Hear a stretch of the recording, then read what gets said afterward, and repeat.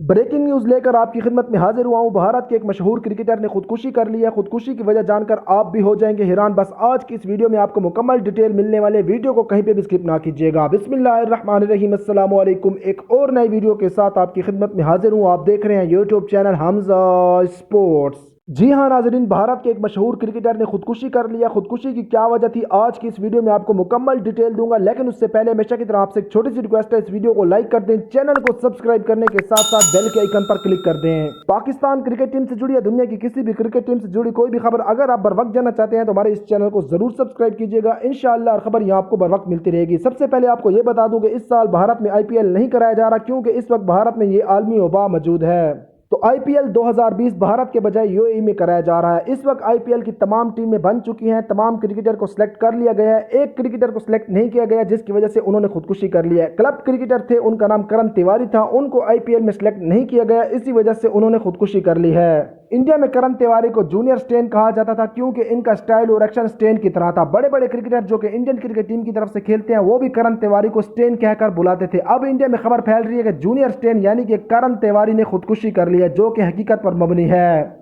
इसके साथ साथ आपको आगाह करता जाऊं कि कुछ दिन कबल इंडिया के एक मशहूर अदाकार सुशांत सिंह ने भी खुदकुशी की थी। इंडिया में बढ़ती हुई खुदकुशियों की क्या वजह हो सकती है, आपने कमेंट करके जरूर बताना है। मैं आप सबके कमेंट का इंतजार करूंगा। ये थी आज की वीडियो। इंशाअल्लाह बहुत जल्द किसी और नई वीडियो के साथ आपकी खिदमत में हाजिर होऊंगा। तब तक अपना ख्याल रखिएगा, चैनल को जरूर सब्सक्राइब कीजिएगा। अल्लाह हाफिज।